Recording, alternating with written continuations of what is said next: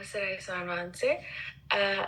So last week we were talking about the first part of the Samannyapala Sutra, and it talks about the benefits of ascetic life.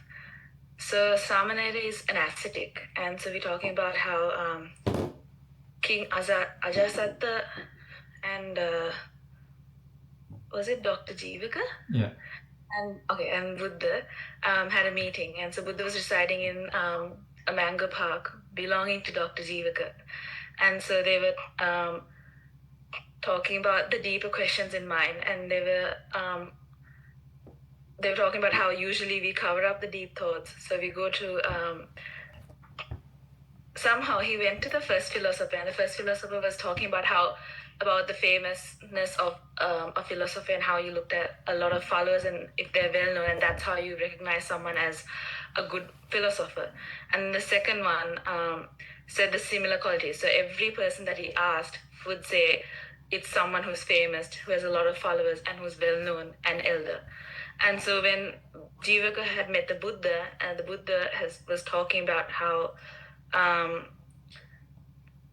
the qualities of the Buddha were different, because the Buddha's qualities were like the Itipiso Gata, so Arahant, Samma Sambuddha. So he taught himself, he was free from defilement, he was full of perfected qualities, and so on and so forth. And so he realized that the difference between Buddha and another philosopher was very different, because it was not about how famous or how many followers you had, but about the way that the Dhamma was spoken about.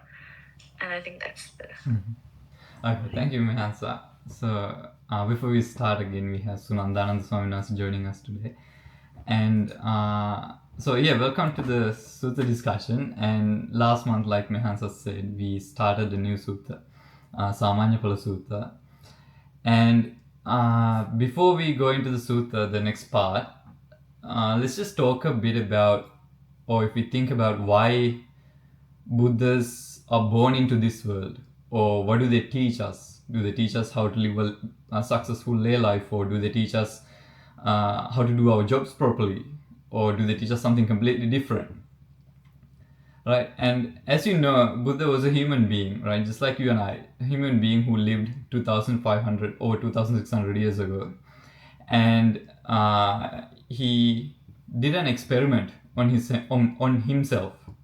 And we call this experiment the noble experiment, right? The noble experiment. And the reason, or what makes it noble, or why do we classify it as a noble experiment, right? If we ask that question, to answer it, I'll use this story that's in India. So in India, a lot of people, they believe that the world was created by Brahma, and when he created the world, when he created all these people and everything, he wanted a place to hide wisdom. So he checked everywhere. He checked at the bottom of the ocean, and he found out that people are one day going to go there. Then he checked the moon, and people are going to go there as well. And then he checked other planets. People are one day going to go there as well. And he checked all these other solar systems and galaxies far away, but one day he found that people are going to go there. But there was one place that people don't look. Right? There's one place that people don't look. They look everywhere else except for this one place, and that is within themselves. Right? So then Brahma decided to hide wisdom within themselves. So people go around the world or around the universe looking for wisdom and contentment, happiness, right? And Brahma wanted to hide this, because if people find wisdom, then they're going to escape from this cycle of samsara, right? So if people escape from this cycle, then who's going to run the show, right? So he's looking for a place to hide it, and he hid it within each of us. And people, like I said, do everything, and they go on road trips, they work, they buy cars, they buy houses, right? They do a lot of things to find that contentment. But if you ask someone to sit down, close their eyes, and observe their thoughts, observe their mind for 30 minutes, they can't do it, right? Their mind just wanders off, and they stand up. So what it shows us is that people are so attached or addicted to trying to please these senses, right? That's what they're trying to do in this world. They think they're doing something else, trying to find happiness, but what they're actually doing is they're trying to please these senses. And Buddha uses this simile to explain what's happening here, right? So Buddha says it's like, imagine there's a dog, and this dog has a bone, right? Someone's given it a bone. So this dog, what it does is it goes somewhere private and keeps eating this bone for days, right? And Buddha says these people who are trying to please his senses are also like that dog, because that dog thinks that that bone is going to fill it up, right? But there's no meat in it. It's just a bone. It's not going to fill it up. So people likewise, they go around trying to search for happiness and please their senses, is like that dog with a bone, right? Uh, it's not a successful attempt at that, right? So the reason that this happens, or the reason that people are trying to please their senses in this way, is because people don't understand the nature of things. Okay, or another way to put it is, this understanding that we have about things, nature, is wrong, right? The reason that we know that it is wrong is because when something happens in their life, that incident impacts their happiness, right? For example, let's say someone buys a new car and they're driving and someone crashes into it. Straight away you're angry or you're sad, or both, right? And if your mind was in synchronized with nature, then this incident shouldn't alter your happiness, because you knew that that's the nature of things, right? Let's say if it's a new car and it's working well, the only thing left for it to happen is to break down, because it's working well already. If a person is healthy, the only thing left for that person to happen is to get sick, because he's already healthy. Likewise, if a person is young, the only thing left for that person to happen is to get old, right? And likewise, if a person is born, the only thing left for that person to happen is to die, right? So this is what the Buddha taught, right? He taught us the laws of nature. He didn't teach us anything new, right? It's not something new. It's just that we have a misunderstanding about nature, and he tried to correct us. He tried to show us what is correct. And Buddha calls this understanding that we have right now, Buddha calls it avidya. Avidya means, you can think of it as darkness or misunderstanding. So this is what the Buddha told. He found the true nature of it, about things, and then he taught it to other people, right? And this understanding, another word for this is sanskara. Sanskara means another construction, or constructions of the mind. So this understanding that we have right now about nature of things is a construction of our mind. That's something that we've developed throughout our life. And so if we are thinking, let's say, we are caught into that world of thoughts, right? Or if we are angry, we are engaged in that anger. We are caught in that anger. Or if we are in regret, we are engaged in that. But let's say if we are mindful, right? Let's say if someone is angry and they become mindful at that moment, they for a moment at least, before it comes up again, they disengage from that anger, from that emotion, right? So if a person is caught into their thought world and they become mindful, they are no longer caught into that thought world. They're no longer attached to those thoughts that are coming, because they're mindful. They're just an observer. They're just observing the thoughts that are coming and going, right? So they're no longer, in other words, attached to these thoughts and emotions and these things that come to our mind. So this is what Buddha taught us, right? So by being mindful, we are not only bringing our mind to this present moment, we are also freeing ourselves from these constructions of the mind. We're freeing ourselves from sanskara, right? So and in the sutta that we are discussing these days, Buddha not only explains his philosophy very well, but also shows why Buddha's philosophy, Buddha's teachings differ and are unique in relative to the other teachings that are in India at the time. So Mehansa earlier mentioned the summary of what we discussed last time. There were, I think, some corrections that needed to be done. So if we go back, so this sutta, Samannyapala Sutta, it's in the Digha Nikaya, right? This is a longer discourses, and this is the second sutta in that book, Digha Nikaya. And there were three main characters. So the Buddha, the doctor Jivaka, and also the king Ajasatta. And the doctor is sort of like the link between these two, the Buddha and the king. Because he knows both of these people, Buddha and the king. And he's the one who introduces the king to the Buddha. And it was a full moon night time, and the king wanted to go and meet a philosopher, someone to talk with. And I mentioned last time that there was a reason why the king wants to do that, right? But I didn't actually mention the reason. So the reason is that this king, he had, before to this stage, he had killed his father, right? And this is something very serious, because it's something what we call anantariya papa karma, right? When a person does one of these, the regret in their mind can't be taken away.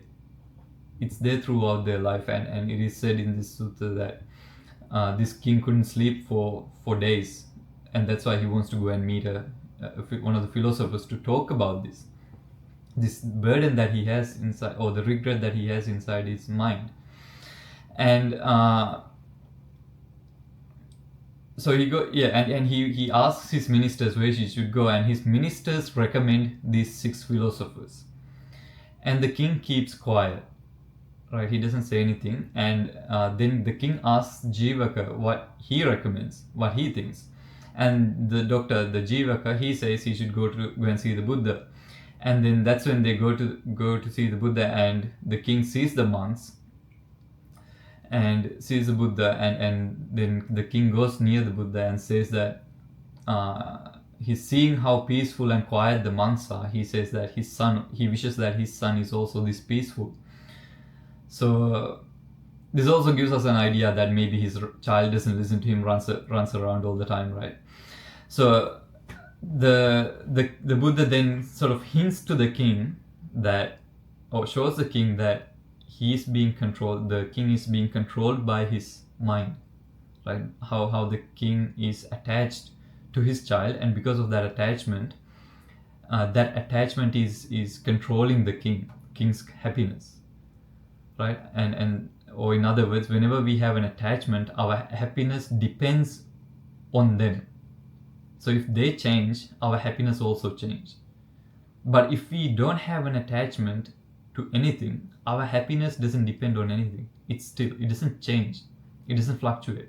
But right now, because because we have attachments to a lot of things, we have a happiness that is also changing all the time, right? So the reason that we get attached to these things is because we think that we can control them, right? For example, in the king's example, the king thinks that the child must stay the way he thinks, the way he wants. And for as long as the king has that attachment, he's the one who's going to suffer, because the child doesn't stay the way he wants to, right? And through our practice that we do, we know that our own body and the thoughts that our own mind, they don't stay the way we want it to, right? So if our own body and our own mind doesn't stay the way we want it to, nothing external can stay the way we want it to, right? We just have to accept it. And so after the Buddha tells him this, I think this is where we stopped. The king then pays respect and sits down next to the Buddha, and then asks if he can ask a question. And Buddha replies saying, "Pucha Maharaja yada kankasiti," meaning if you want, you can ask. And the king then asks a very interesting question, right? So the king lists a set of jobs, or different jobs that people do, right? So these are the jobs that people had back then. So for example, horse trainers, elephant trainers, the chefs, attendants, laundrymen, potters, accountants, etc. So these people, the king says, these people earn a living by using these skills that they have, right? And as a result of these skills, as a result of using these skills that are they then have results of these things, or results of using these skills, and they can see the results here and now.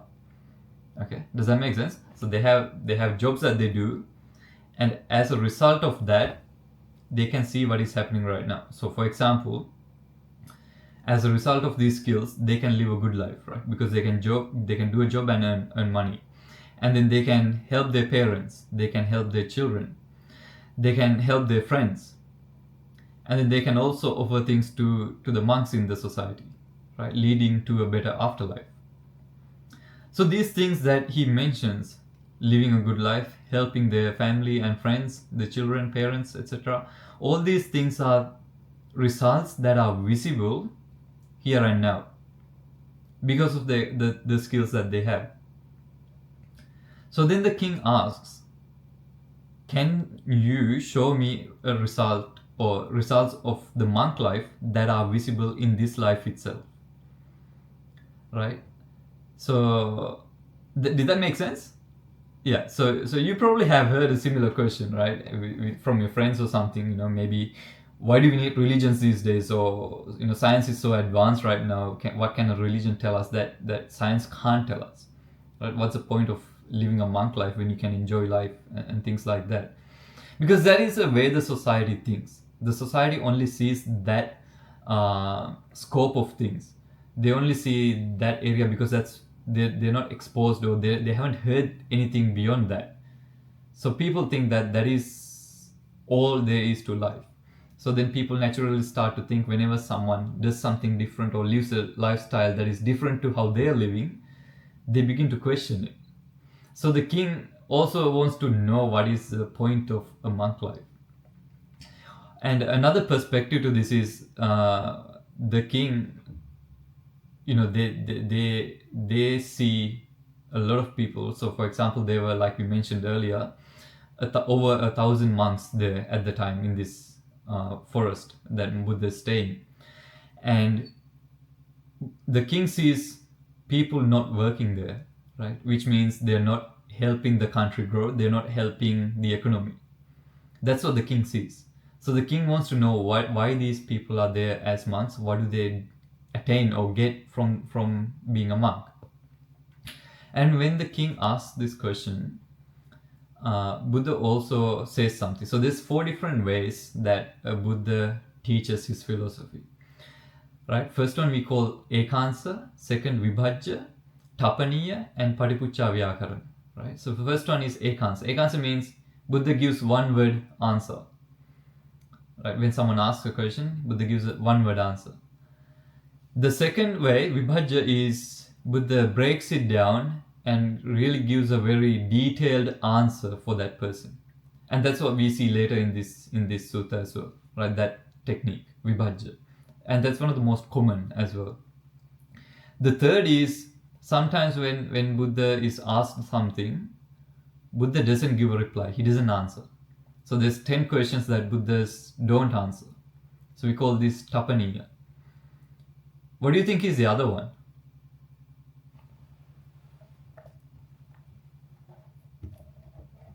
He shows it, like, with his mental powers. Okay, so irdi, superpowers. Anything else? How many ways of answering a question are there? You can give a one-word answer. You can give a detailed answer. You can not answer that question. What's the other one?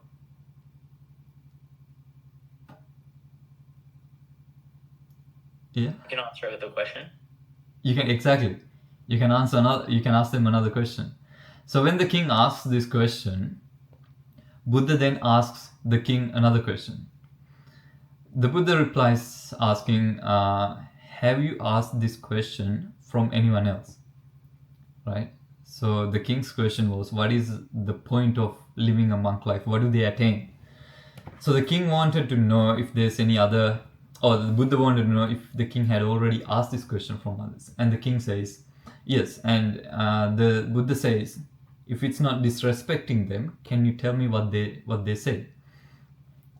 Right? So the reason that Buddha speaks like this is, like he says, if it's not disrespecting anyone, can you tell me what they said? The reason that Buddha asked in this way is because this is a king, right?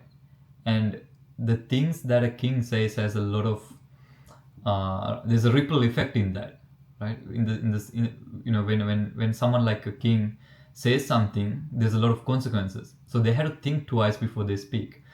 So Buddha says, and Buddha also lived in a royal family. So Buddha knows this stuff. So he says, if it's not disrespecting to them, can you tell me what they said? And so then the king explains what the other philosophers had told him when he asked this question. So this is one of the suttas where we can get detail about the other philosophers that were living in India at the time, right? They were mentioning names of these philosophers in other suttas, but they don't go to this much detail about their philosophy.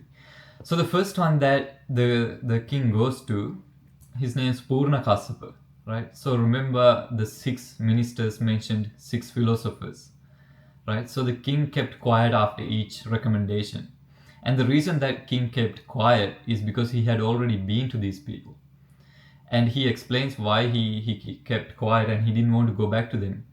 So the first one he goes to is called Purna Kassapa. And the king asked the same question. And when the king asked this question, this guy, Purna Kassapa, he, instead of answering that question, he then goes to explain his philosophy, okay, which we call, in Sinhalese, we call Akiriyavada and Sasvatavada. Sasvatavada means his philosophy, he says that things exist forever. There's a soul that goes on forever. There's a permanent soul. That's what Sasvatavada means.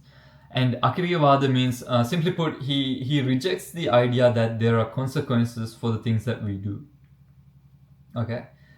So not just in terms of, let's say someone kills someone and they go to jail, not just those consequences, but also something deeper, right? So stealing, beating someone else up, killing, lying, he says there's no power in doing these things. And in order for a person to purify their mind, there's nothing that they can actually do. So this is his philosophy, right? And you might have heard your friends say things like, when you're at a party or something, and they say, YOLO, just do it, right? You only live once, just do it, right? And this is a very common thing that even we've heard. And so what they're saying is, don't worry about the consequences, or just do it. But then when the consequences come, you're the one who's going to have to deal with it, right? They don't think about these things. So whenever a person, maybe your friend or someone, says this, their original teacher is this guy here, Purna Kassapa, right? They're followers of him. So Buddha rejects this philosophy, right, for clear reasons, right? Imagine if a society starts to follow this sort of idea that there's no consequences. It wouldn't last long, right? And so the king tells the Buddha that when I asked him about the results of a monk life, he then talks to me about his philosophy. And it's like, the king says, it's like when I asked him about mangoes, he's talking about jackfruit.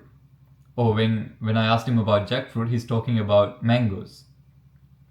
Right? And we have this saying in Sinhalese, when someone asks where you're going, this person replies by saying, I have coconuts in my bag.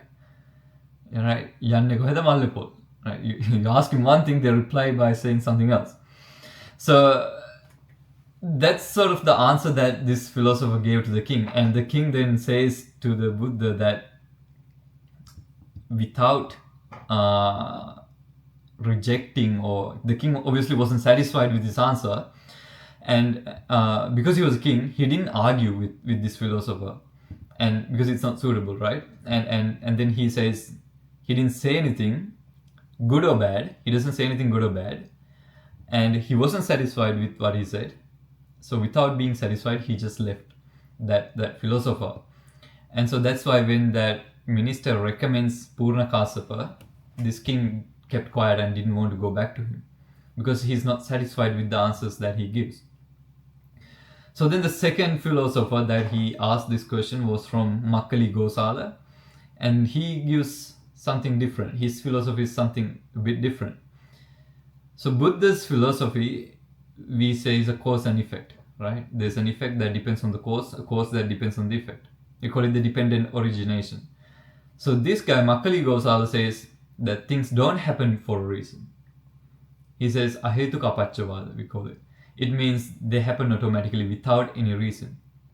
And he says for a person to be purified, they can't do anything. They don't have to do anything because it doesn't depend on their wisdom or the effort that they put in, because it happens automatically.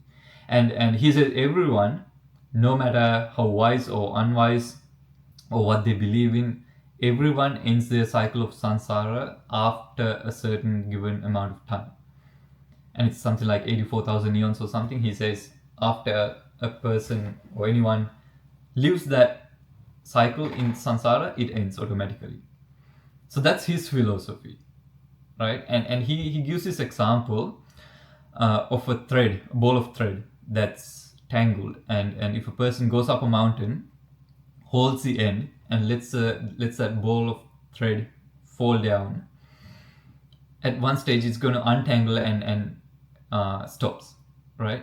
So like that, a person's samsara is also, it goes, untangles, and stops after that given amount of time. So this is his philosophy. We call it ahetuka apachavada because ahetuka means he doesn't believe in cause and effect. And Buddha also rejects this philosophy, right? And the reason with this is, if you think about it, so in the previous case, he says there's no consequences on the things that we do. In this case, he says that there's no reasons or cause for the things that happen to you right now. If these things happen automatically, like he says, we can't do anything to purify ourselves, right? So in other words, the Buddha rejects this philosophy because a person doesn't try to be a better person if he follows this sort of philosophy, right? If a person thinks that everything happens automatically, then they don't try to become better people, right? When they have anger, they just go with the anger because they think the anger will, they can't do anything about the anger, right? But Buddha says you can do something about the anger. So that is why Buddha rejects this philosophy. And again, the king says, when I asked him about the results that we can see, he replies to me saying about his philosophy, right? And again, it's like asking about mangoes and getting a reply about jackfruit. And again, the king wasn't satisfied with this answer, and because he's a king, he doesn't say anything good or bad. He doesn't argue with him. And then he without being satisfied, he leaves Makkali Gosala. And then the third minister that he's going to. So as you can see, right, this king, the reason that he's going to all these philosophers, like I said, is because of that burden that he has in his head, right, of killing his father. He wants a solution to this. So he goes to all these philosophers who talk about life, who thinks about life deeply, who gives answers to these problems that people have in life. And the king wants to know what their perspective is regarding this burden that he has. So the third one that the philosopher that he goes to is, his name's Ajita Kesa Kambala, right? So this guy, he's we call it Uchchedavada. So the first one, before it was Sasvatavada. Sasvatavada means there's a permanent soul. This guy says the opposite. Uchchedavada, there's nothing. Bhautikavad and materialistic, and this guy is also what we call Mithya Dustika, right? So he's a materialist, meaning he doesn't believe there is such a thing as a mind, right? He thinks everything is physical. There's only the body, right? And when the body is burned, so after death, when the body is burned, that's the last point in which you exist. So this is his philosophy, right? And the body is just the four elements. So in other words, there's no mind, and his what you are is your body, and your existence is only there till the point of your body gets until your body gets burnt after death. And even today there are people who only believe in the physical world, right? We call them materialists, and they argue that what we call the mind can be seen through the actions of the body, right? So for example, let's say the emotion anger, it's not, they don't believe that there's a unphysical thing inside of us that's called anger. They say that anger can be seen through the person's action. For example, if someone shouts or hits someone, they say that is anger, right? So they don't believe that there's a mental aspect to life or to world. They only believe in the physical part, and there's philosophers who believe this still to this day. And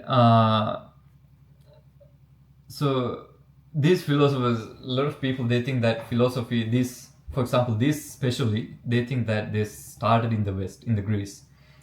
But this is a clear example or evidence that there were philosophers in India who had very similar ideas to the people in the West, right? Maybe there was some connection between the two, we don't know, but there were philosophers who thought about these things very deeply in India as well, right? And Ajita Kesakambala, he then also says, he's not only a materialist, he also says that there's no result in giving or donating, being generous.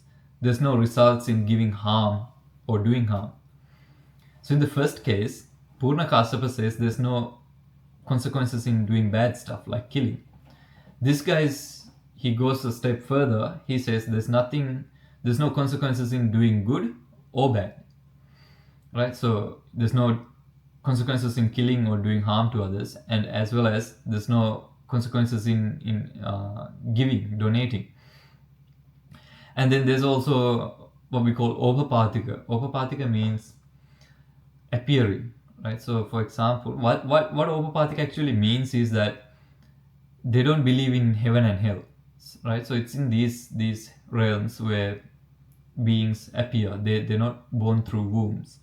So if a person doesn't believe in Opapatika births, it means that they don't believe in heaven and hell. So this person, this philosopher Ajita Kesakambala, says that there's no such thing. And in other words, you can live however you want because there's no consequences. And people still, like today, there are people like that, right?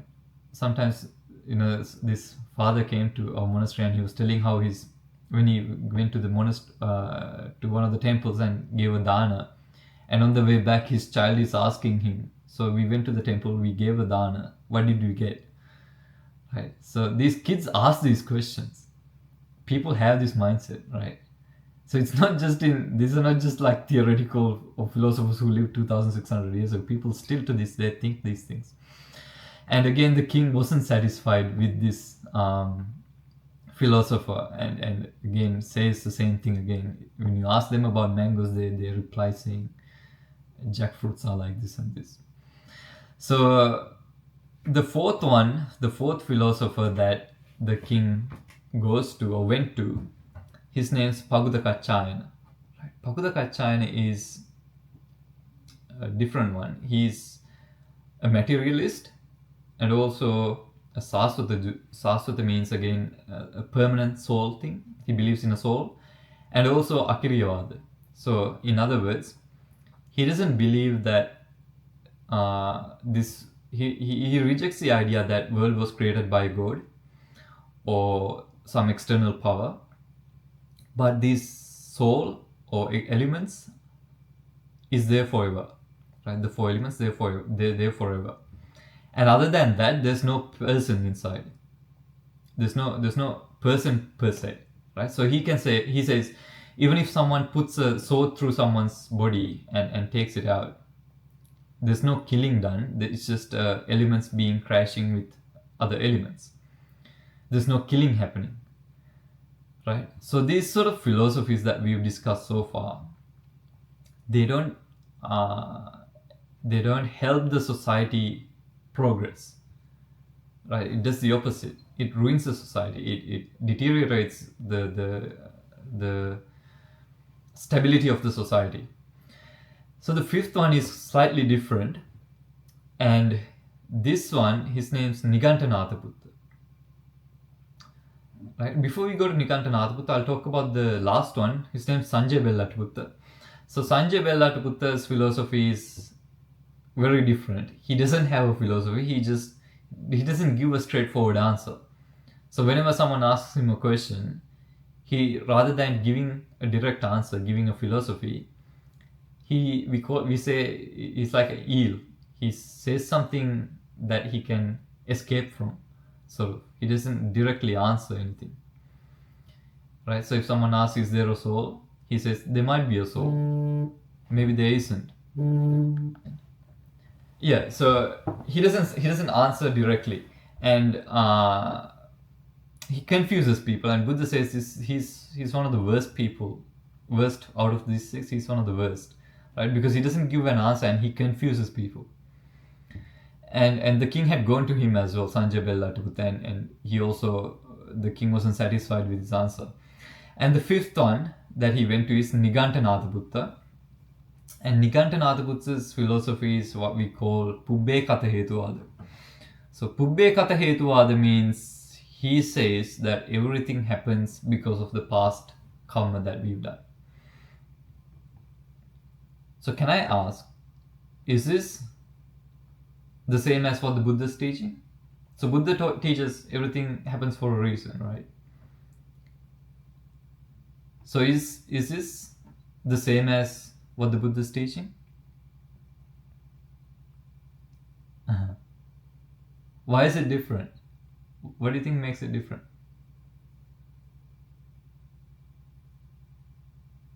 Because they live in the past and the Buddha lives in the present. Can you explain that a bit more? Your mic's mute. They think about the past karma instead of thinking about the actions they're doing right now, whereas Buddha preaches to think about the present moment and what you're doing right now and how it will, how this present moment affects you. Any other answers?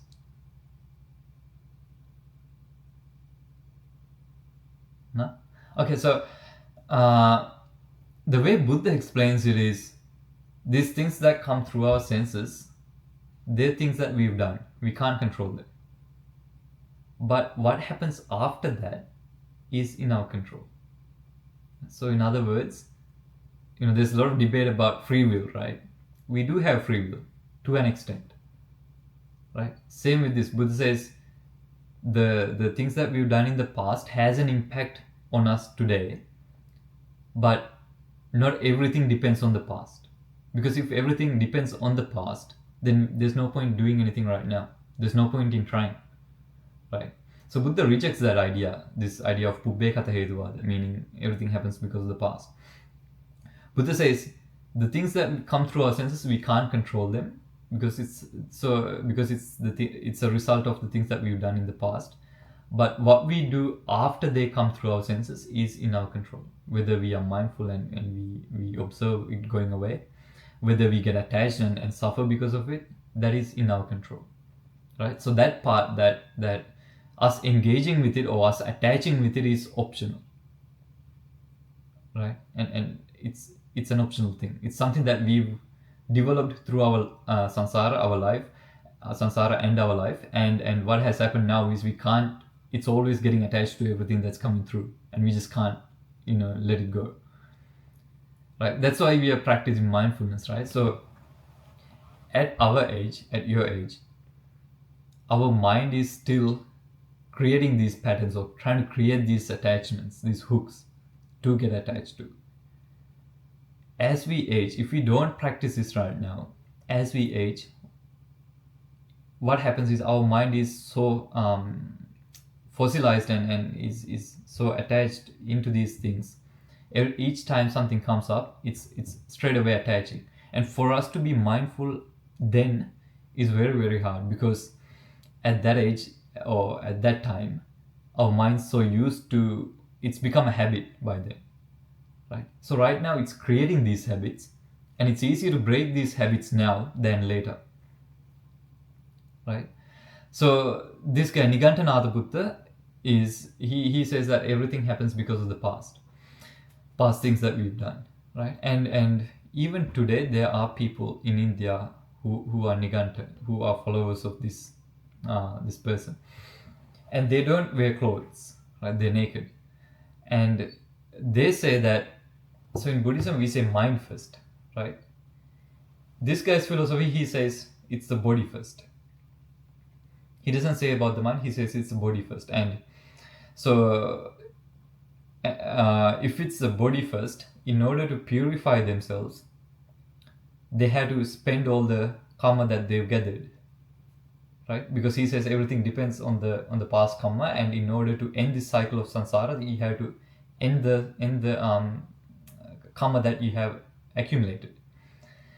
And in order to do that, because he says it's the body first, physical first, you have to make your body suffer so that you can quickly get rid of the karma that you gathered. And this is how these people in India get this idea that if you live a suffering life or a simplistic life with nothing, you attain enlightenment. This is how they get this idea. The Buddha rejects that idea and says that it's not the physical stuff, it's actually the mental stuff, the mental attachment that we have to things that we have to get rid of, right? And there's this story where it says Buddha, before becoming enlightened, I think it's the night before or something like that, it says that there's some dreams that Buddha saw, the Bodhisattva saw.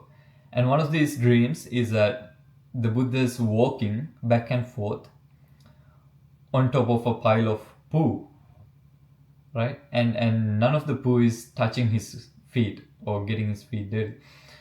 So Buddha then tells or explains what this symbolizes.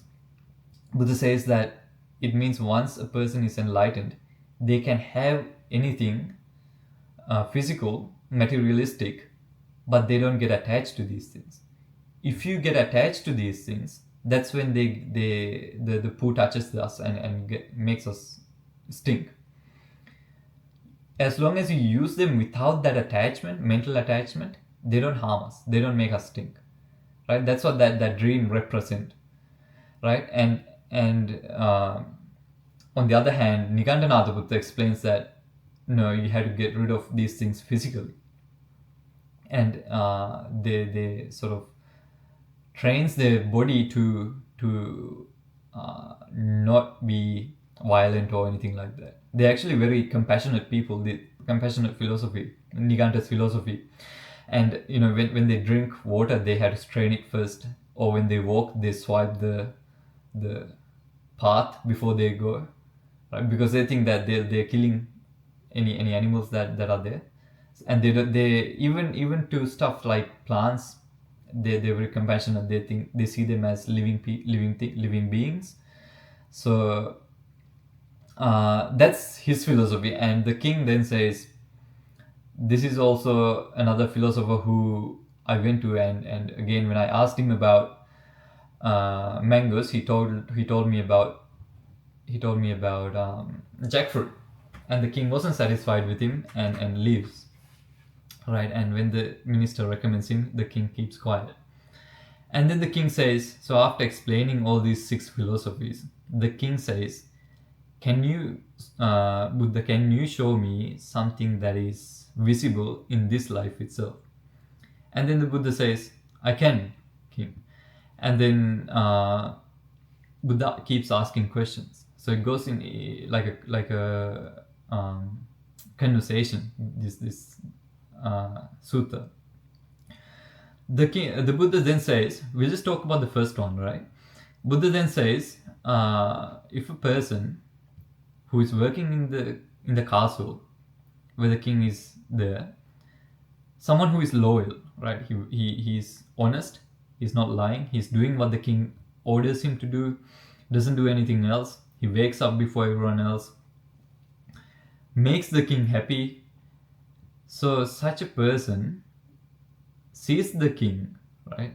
And he says, okay, this is the consequences of what the king had done in the past.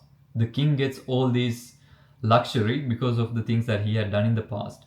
And seeing this, he then ordains, he becomes a monk, right? Wanting to attain merits. So he ordains, and then the king asks, the Buddha asks, let's say, if this person comes back to the castle, what do you do? Do you order him to go back to work? How do you respond to this person coming back to the castle? And the king says, Buddha, I don't order him anything. I, in fact, give him a chair to sit down, give him food if he needs, asks whatever he needs, and gives it to him. And Buddha says, so the king, is this not a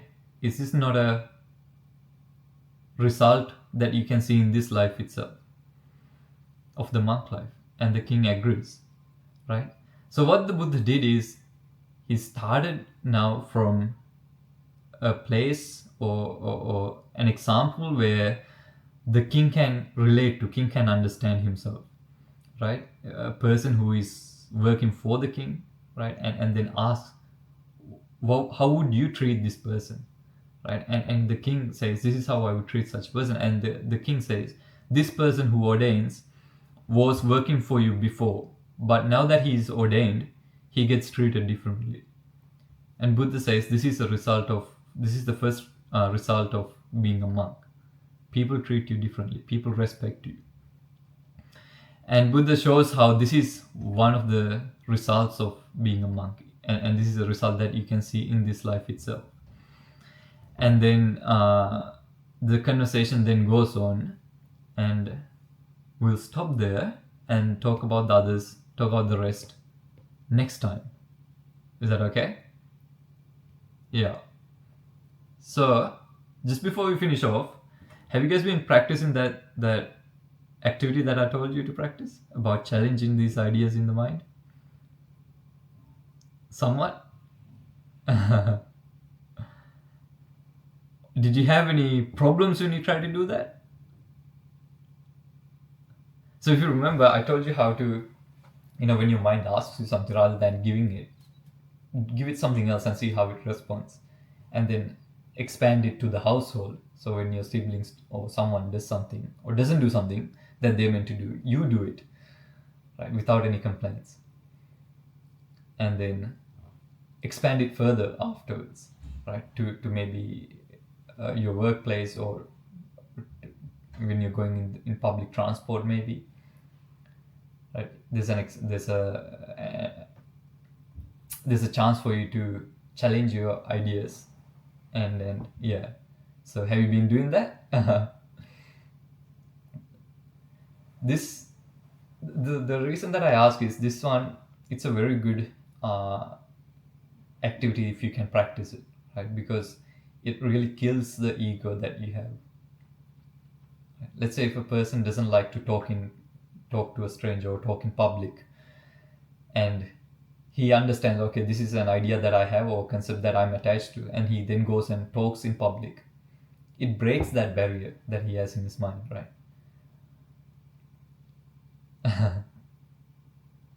But yeah, the reason that I asked is, when you practice this, you'll find that there's situations where your mind doesn't want to do that, right? For example, I'll use that bin example, right? Your brother's meant to put the bins out, but they haven't done it, right? And you hate putting the bins out, and it's a rainy night, cold, and you just don't want to get out of bed, but you see the bins haven't been put out. So then if you go out and put the bins out, it challenges your ego, your mind, right? So when you do this, right, when you get rid of this ego, let's say someone comes and calls you an idiot or tells you something, it doesn't impact you, it doesn't make you angry, right? Do you see why that happens? Because we get angry because we've given a value to ourselves, and because of this value that we've given to ourselves, when someone else doesn't give that value to us, we get angry with them, right? But it's that attachment that we have to ourselves that is making us angry, right? So to get rid of that ego, get rid of that values that we've given to ourselves, we have to break these barriers that we have in ourselves.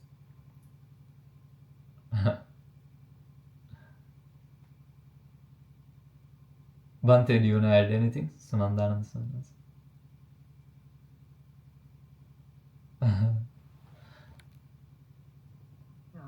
Not really.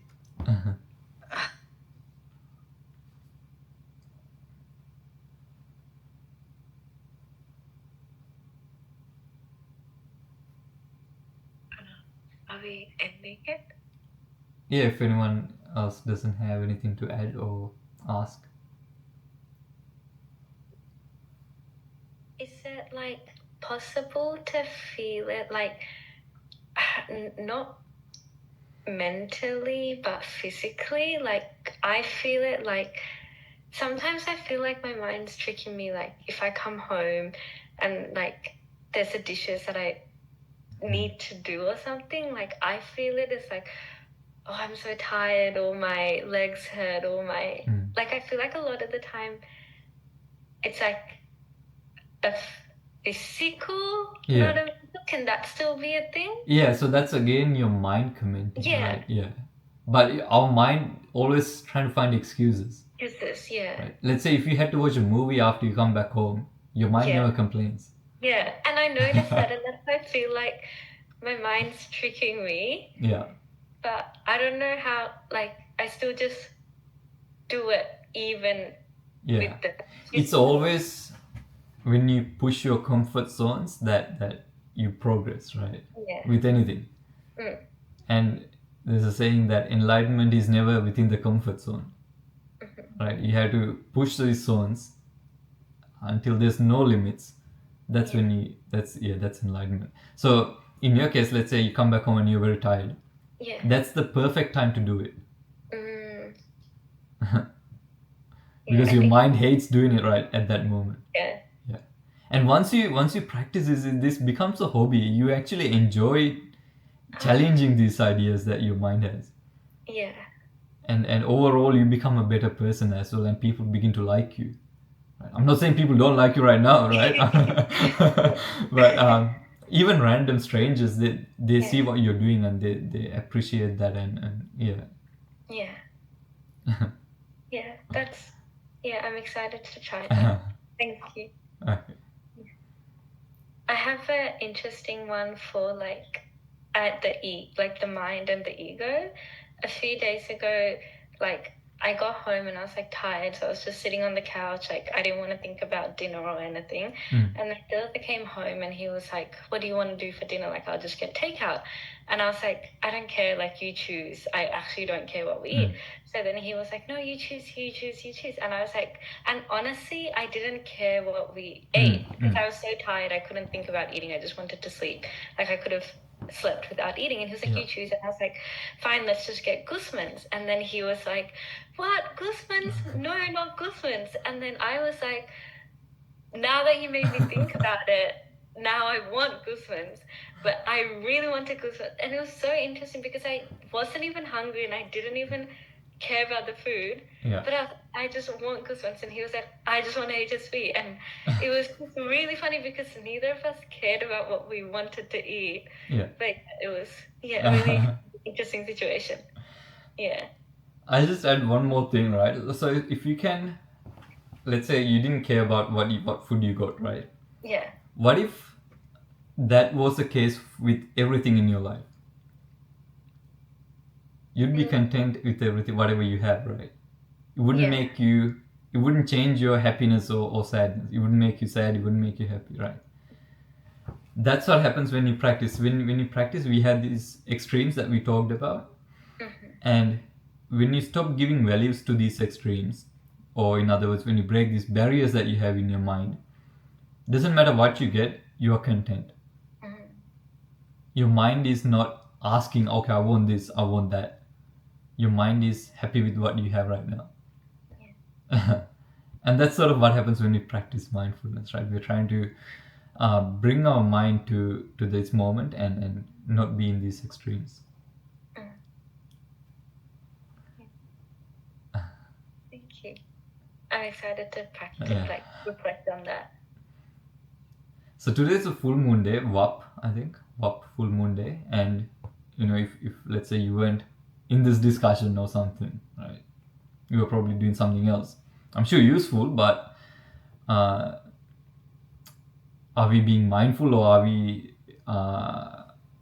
challenging these ideas? We don't know, right? So when we, this is the positives of having something like this, right? Because we then question or have a chance to talk, discuss the Dhamma. Right? Buddha has said, Kalena Dhamma Sakacha etam mangal muttamam. To have these timely discussions is a good thing.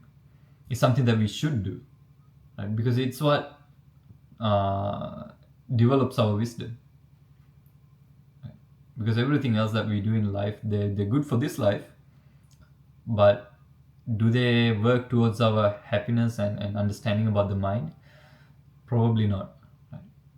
But once you understand this philosophy, here's the thing, right? You can do everything else that you do while you're practicing this. Right?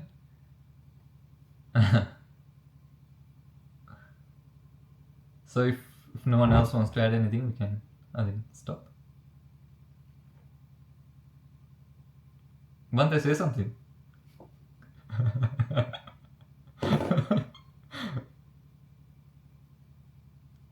Nothing comes to me.